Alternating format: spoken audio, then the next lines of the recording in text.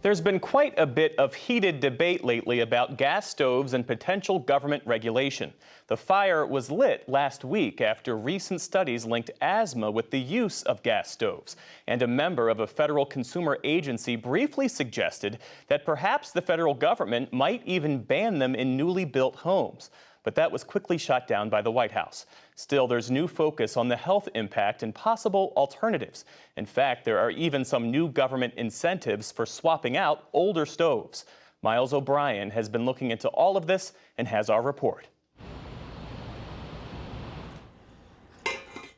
Maria Espada was happily cooking without gas long before a political stew started boiling over in Washington. Right now, you've got this campaign by all these left-wing groups to end gas-burning stoves. Teasing a potential federal ban on gas stoves. A ban on gas stoves. The link between your gas stove and childhood asthma. Gas stoves don't cause asthma. There's no research proving that, chef. No ban is currently in the works, but cooking with gas is the latest battle in the culture war. Since last year, Maria has used an electric oven with an induction cooktop. Oh, beautiful. And it'll be done very quick. It replaced a gas range. Maria has lived in this New York City Housing Authority apartment in the Bronx for 44 years. When you first heard about an electric stove, did you think, I like cooking with gas, or were you ready to change? I was not ready, but I thought of one thing, my asthma. Every time I would turn it on, I would start coughing. Really? Yes, I would start coughing. So it was the gas. Yeah. Unfortunately, that's what I noticed. It was the gas. She is part of a pilot program hoping to refine the recipe for the big switch away from fossil fuels. New York City has committed to reducing its carbon footprint by 80% in 2050. And here, about 70% of greenhouse gas emissions come from buildings. The electrification of existing buildings is going to be a really complex challenge. And what we don't want to see is communities of color, low-income communities, affordable housing residents being left behind in that transition. Annie Carfaro is a climate justice campaign coordinator for the nonprofit We Act. It is helping study the transition, installing an array of air quality sensors in kitchens with electric and gas appliances. We're looking to see the change in air quality over 6 months in this building, and also to study the challenges and the opportunities of electrification in affordable housing. This has led them to an important conclusion. Methane is a greenhouse gas that harms the climate, but burning it also has a more immediate impact right at home. The results right now are showing that cooking with gas in apartments leads to incredibly high levels of harmful pollutants that really hurt our health. As methane, or natural gas, burns, it triggers a reaction between nitrogen and oxygen, which creates nitric oxide and nitrogen dioxide, pollutants collectively known as NOx. They cause all sorts of cardiovascular and respiratory illnesses, including asthma. The latest study, published in December, compared data on nationwide asthma rates and gas stove usage, and concluded 12.7% of current childhood asthma in the U.S. is attributable to gas stove use. No surprise to Rob Jackson. Okay, and then we can put the fans on the grounds, close all the windows. He is a professor of environmental sciences at Stanford University. He and his team are focused on finding methane wherever it may be. He spends a lot of time sampling the air in kitchens equipped with gas ranges. We take a series of measurements before we light it. We measure how much methane comes when you turn the thing on and off, that puff, and then we measure how much is coming when the flame is on. Jackson's team also samples beyond the kitchen. The NOx that's generated in the kitchen, not surprisingly, doesn't stay there. It spreads throughout the house. You get above these thresholds in adjacent bedrooms where there's no hood and really no expectation that you would find those gases in the air that you breathe. In the Bronx, a few floors away from Maria Espada, researcher Misbath Daouda is on her own hunt for indoor air quality data. Are you hungry? Yeah. It was lunchtime at Ayana Kai Sutton's apartment. All right, you gonna help me? She cooks with gas. A PhD candidate in climate and health at Columbia University, Daouda recorded nitrogen dioxide levels nearly 40 times greater than World Health Organization daily guidelines. So if you look at this, the level here is 500 ppb, which is huge. That's parts per billion. Parts per billion. And that's huge? It's huge. The WHO guideline for NO2 is about 13 ppb.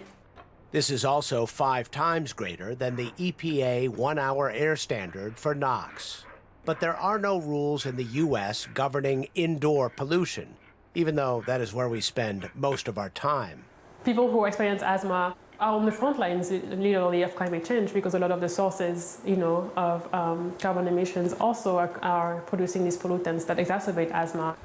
While gas stoves are looking less attractive, electric cooktop technology has learned some new tricks. Traditional electric stoves are inefficient. They create heat by simply resisting the electric current.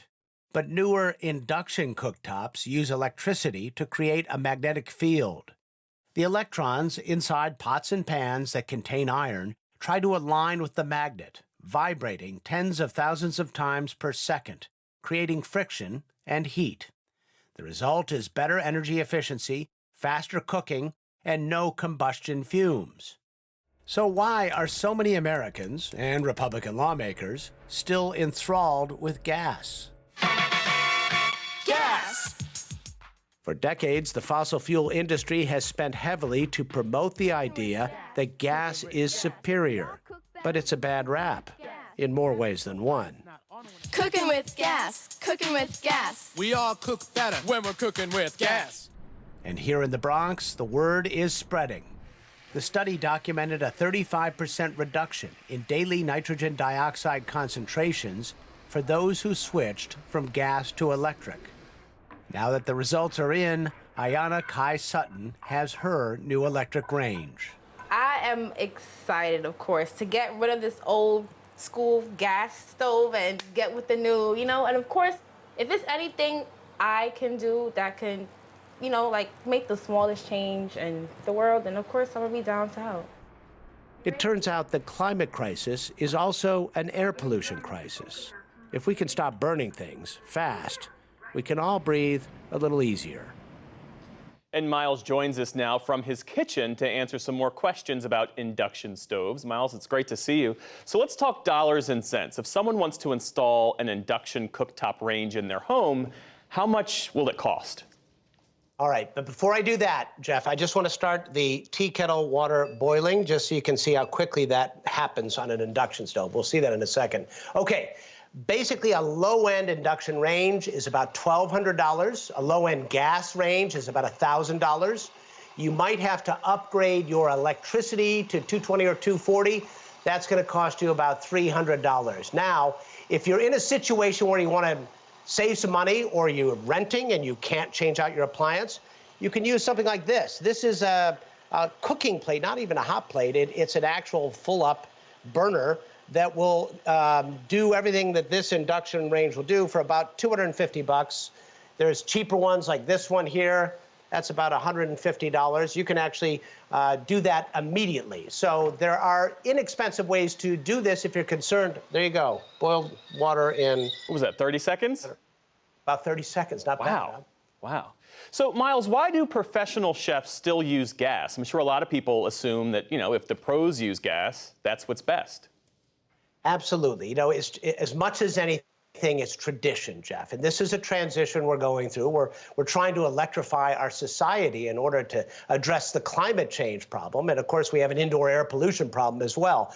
But in professional kitchens, there is this assumption that the only way to do it is to light a flame, which is, after all, what cavemen did to cook. This is changing. Some of the top restaurants in the world, particularly in Europe and in Asia, are all induction and have been for quite some time. There is more resistance here in the U.S. to it, and some of that has to do with the fossil fuel industry doing a pretty effective campaign to convince people that electric is not as good.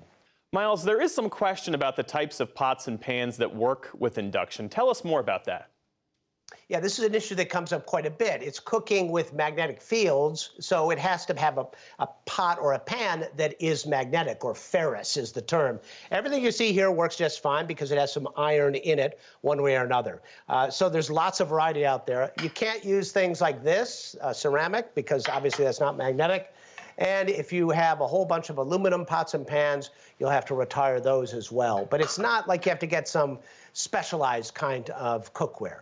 You have a vent hood, it looks like, in your kitchen. Is that necessary for an induction cooktop? Not as important as it is with gas, but I will tell you this. One of the things people should think about if they're still using a gas stove and continue to do so, use that vent hood. And make sure the vent hood is vented outside, not one of those that recirculates. That's not going to do you any good at all. A lot of people don't bother turning on the vent hood. That goes a long way to improving the air quality in your kitchen. Miles O'Brien, thanks so much for sharing that reporting with us and inviting us into your kitchen. We appreciate it. You're welcome, Jeff. Anytime.